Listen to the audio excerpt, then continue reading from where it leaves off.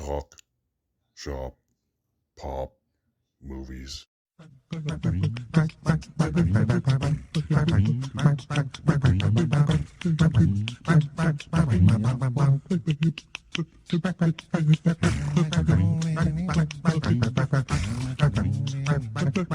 there, this is Derek, the Convicted Cinephile, and if you're a convicted cinephile yourself, please like, share, and subscribe to the channel down below. On my channel, I like to talk, shop, and pop open, that is, movies and physical media.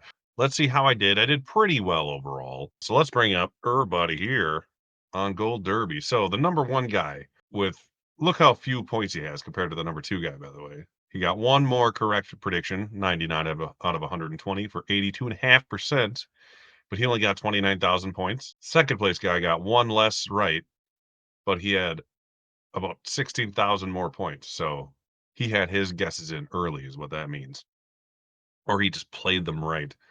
So let's click and go to my predictions. I am a whopping 1,061st place out of God knows how many thousand people. So, not bad. I got 91 out of 120. I got just over 75% correct. My score was 37,684. So even I had a better score than the guy who got first place. Think of that. But let's get into the actual nominees so I can kind of give you my thoughts on them a little bit, since I didn't get to during the live stream that much, and see how well I did per category. So in best production design, I got 4 out of 5 right. I went with Zone of Interest, which is the red one on the bottom there. It was my long shot pick. It was 35-1. What ended up getting in was, God, I can't remember now. So the one I got wrong was Napoleon. I kind of thought that was going to get in, but I just kind of copied the BAFTA 5, I think is what I did. But I'll happily take a 4 out of 5 on that one. Barbie, fantastic art direction. Poor Things absolutely deserves to win. Finally saw it yesterday. If Poor Things doesn't win this category specifically, that is criminal. That's all I'm going to say. And Oppenheimer and Killers of the Flower Moon, all great nominees. Zone of Interest would have been a little more interesting, I think, but you got to do those period epics. Those always help. So Napoleon got that third nomination from there. Best Actor, this one was easy. I went 5 for 5. Cillian Murphy for Oppenheimer, Bradley Cooper Maestro, Paul Giamatti for Holdovers, Jeffrey Wright for American Fiction, and Coleman Domingo for Rustin. I watched Rustin last night, finally. I tried to, and I just did not care for that movie at all. He's great in it. He's a great actor. He's good in everything. But I guess those like civil rights biopic movies have just been like really overdone the last handful of years, to me at least. And I just had zero interest in the movie. And it's a very basic movie. Like, as far as the way it's shot, it has like zero style of its own. It's about as Netflix movie as a Netflix movie gets. So other than his performance, it's really not worth watching, in my opinion. But that's just me. What are you gonna do? But I'm on Paul Giamatti team all the way, anyways. Best picture, I bet my 500 points there. And then this was obvious. I got all 10 right.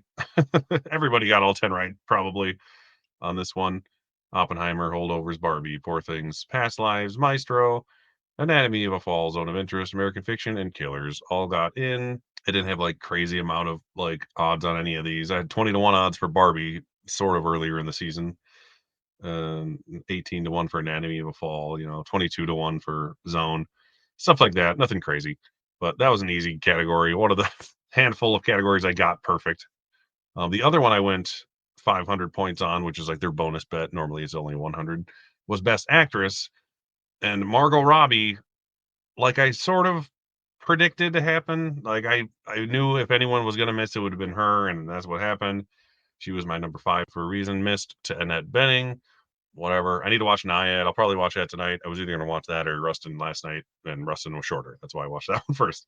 Lily Gladstone, I had in here way back in the day when they didn't know what category she'd be in. So I had her in supporting and in lead. So she was 100-1 odds for lead actress, and she still was that. So I got a buttload of points. I got over almost 12,000 points off this category alone just because I had her at 100-1 odds. I had Sandra Hüller, Carrie, and Emma Stone in there. Emma Stone is amazing. Yeah, Emma Stone, I hope she gave the most interesting performance out of all of them, but I love Carrie Mulligan. If she won, I wouldn't be like super mad about it. And Lily Gladstone is great. It's just one of those things where her narrative is stronger than the performance itself, in my opinion. Emma Stone would win purely off of the performance, which is how it should go. Supporting actor, this was a weird one, but I still managed to go 4 for 5. I didn't go Sterling K. Brown. I went double Poor Things Boys, but I missed Willem Dafoe because Sterling K. Brown got in. Not surprised. I figured one of them would get in, and I was right. So a lot of people probably went 4 for 5 because a lot of people probably predicted both Poor Things Boys to get in. Yeah, this is Robert Downey Jr.'s category to win or to lose, I should say, because yeah, he's gonna sweep. Supporting actress was the weirdest one, probably. Like, no matter who I would have kept in there, I would have missed something. Like, I had Jodie Foster in there, and I dropped her for Penelope Cruz. BAFTA had Sandra Hüller in there, so I thought I'd give her a shot because she had pretty decent odds. And then the top three got in: Divine, Emily Blunt, and Daniel Brooks. I didn't. They were going to get in regardless. The bottom two slots, though, could have been any like 7 people. It just happened to be America Ferrera and Jodie Foster. So good for them. Jodie Foster was not surprising, really. America Ferrera a little bit more so because she only got in a Critics' Choice, and it's not easy getting into the Oscars with missing BAFTA and SAG, but she managed to do it, and so did Mark Ruffalo for that matter. But yeah, 3 out of 5 on an acting category is about as bad as you could do. And that's what I did. Director, I went 4 for 5. I was hoping for Alexander Payne. I had a feeling Greta Gerwig was going to get snubbed. I was right, but I thought it would be for Payne. But turns out Justine Triet got in for Anatomy of a Fall. Alexander Payne was my long shot 30 to 1 odds pick. I love the holdovers and Alexander Payne, so I kind of wish he would have gotten in, but I have no arguments with the category. It's a great category. Once again, Nolan's gonna destroy everything. And if it wins one thing, it'll be him for director. Adapted screenplay. I thought I switched to Zone of Interest because that's what the BAFTAs did, but I kept in Killers of the Flower Moon mostly because I thought that would play better with the Oscars than at the BAFTAs. So I thought just that little bit of extra Scorsese love would push it over the edge, and I was wrong. Zone of Interest got in. Good for them. I'm not complaining.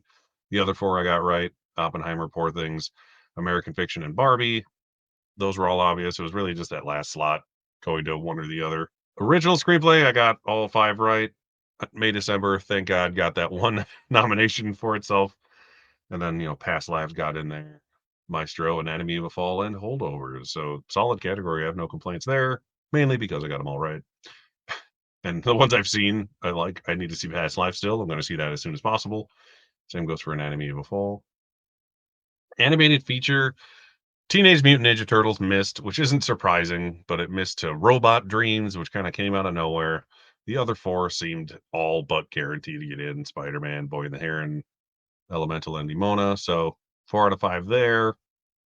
International film was a huge, yeah, they're always weird. Like I thought Fallen Leaves or Taste of Things, or I thought at least one of these other 3 would get in. The fact that all 3 of them missed was crazy. Society of the Snow and Zone of Interest were the only 2 that were like guaranteed to get in. Zone of Interest probably winning, unless a lot of people just don't like it, which could happen. It's a weird, it's one of those movies. But yeah, what got in? God, I can't remember what got in now. But what did get in was Il Capitano or Io Capitano from Italy. That got in at the Globe, so it's not super surprising. Perfect Days, I've heard things about all year, so that getting in isn't super surprising. The only really big surprise to me was the Teacher's Lounge getting in because I've heard nothing about that movie all year, and that still managed to get in. But so yeah, I think that was the worst category I had was 2 out of 5, and it's always either the shorts or the international ones. That's what screws you. Cinematography, I was hoping for Zone of Interest, but they just went 5 for 5 with the ASC on that one. Once again, Oppenheimer's to lose. Costume design, I went 5 for 5. I went for Napoleon. Oppenheimer at 20 to 1 odds, which is kind of low, or kind of high odds, I mean, for that. But it got in everywhere else, so I had no reason not to. Napoleon was one of those movies where it's like, it did okay, and you don't know for sure, but it worked out. Barbie, Poor Things, that's who it's down to. Poor Things should win this category yet again, but if Barbie wins, I would be okay with it. But Poor Things really deserves it, in my opinion. Film editing, I only missed once again Zone of Interest. I pretty much only put it in there because it was at 100 to 1, and I'm like, it could overperform, and I was wrong. But the holdovers got in, and I love the holdovers, and I didn't really expect that to get in. So I'm happy with that swap. The holdovers getting editing is a big deal for that movie, even though I'm misdirector, but it kind of sort of evens out that I got into editing to help its best picture chances a little bit. But yeah, good category. Otherwise, Oppenheimer yet again, its award to lose. Poor Things is great. Anatomy, I've heard is great. Editing, Killers was great. Editing, always Thelma Shoemaker. Makeup, I only went 3 for 5 here. Killers was kind of hit and miss, same with Napoleon, so I wasn't surprised there. Maestro was definitely getting in, probably gonna win. Poor Things has amazing makeup. If that one, I wouldn't be upset. Oppenheimer has less drastic aging makeup like Maestro, so I could see any of those 3 winning the category. The other 2 that got in were Golda, which I had in and took out and had in and took out, so I just should have kept it. And Society of the Snow, the international film, did end up getting in. Good for those. I think I had each of those in there at one point. That just like I had pretty much another case if I knew the top 3 were probably gonna get in and the other 2 were like, "Meh." So I try to go for 100 to 1 odds on things that have a chance. Next, we have best score, which is the most aggravating category of the night for me personally.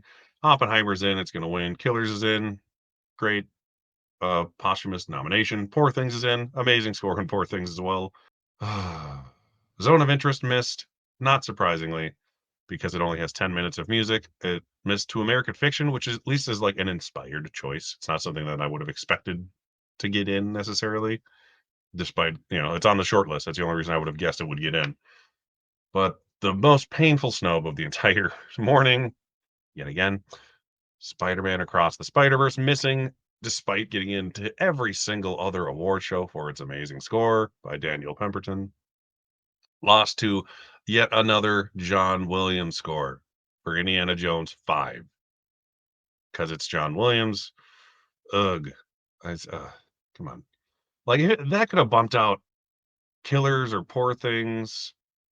And I would have been like, "Well, that's weird and sucks." But the fact that it had to kick out Spider-Man, it's like, just animated movies have such a hard time getting into other categories, and it's really lame. And it was at 6 to 1 odds. Like, it was getting in. Like, it was, like, number 3 in the category, and it lost it. So, that pisses me off a lot. That song was another kinda weird one. Well, not that weird, I guess. The 2 Barbie songs that everyone knew was getting in got in. The 3rd one then for cannot. Rustin, Road to Freedom missed. That got in everywhere and missed after seeing the movie. I don't care. Flaming Hot Cheetos movie, which I guess is what I wanted to watch it on Disney Plus. I should give it a try. That's the Diane Warren slot. She's going to get in no matter what movie it is. She gets in for movies that no one's heard of. If she just does a song for a good movie like she used to back in like the 80s and stuff, maybe she'll finally win. Like, I don't know why she's just doing all these like random movies nowadays. It's kind of weird. And the song from American Symphony got in. Not surprised because John Batiste is cool. So 4 out of 5, I'll take it. But what did get in, actually, I'll say the song from Killers of the Flower Moon ended up getting in, which was really surprising. So that was a good surprise. Best sound, I went 4 for 5 on this one, but I'm happy with what I did. I missed Killers. I thought Killers would get in. Those movies just kind of get in sometimes. Like Power the Dog got in. Why not Killers, right? Oppenheimer got in. That's probably going to win. Maestro, lots of music, probably going to get in. Zone of Interest, the sound design is like the most likely thing for that movie to get nominated, even if it didn't get anywhere else from what I have heard. So I'm not surprised with that. Once Mission Impossible got in at the BAFTAs, I was like, okay, that makes sense. It's one of those movies. And it was at 100 to 1 odds still. I said, screw it, I'm putting it in just in case. And it got in. So that was cool. It also got in visual effects, but I didn't predict it for that. Probably should have. But this is the first time any Mission Impossible movie has been nominated for an Oscar. Then it got 2.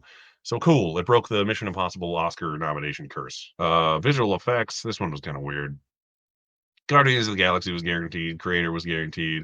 Poor Things was it's a Best Picture nominee. I hope it gets in. After seeing the movie, I understand why it didn't. It has very weird stylized visual effects, but they're really cool. Like people need to nominate stuff just because it's cool, not because it looks real.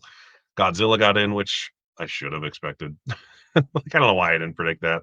So good for that movie. It's nice it got something. I still have to see it. The special effects look good, but not like the best to me personally from what I've seen. But for its budget, it looks outstanding. And Spider-Man yet again missed out in a category it probably should have gotten into. Animated movies and visual effects is a rare thing, but it happens, and I was really hoping it would happen this time. And Napoleon did get in. That was my 25 to 1 shot.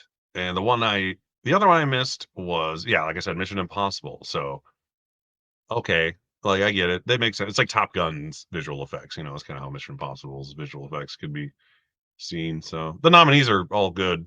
I just really wanted Spider-Man in there. Animated short, I went 3 for 5. The 95 Cents has got in. That is from the directors of Napoleon Dynamite. That alone made me wanna get it in, so I'm happy.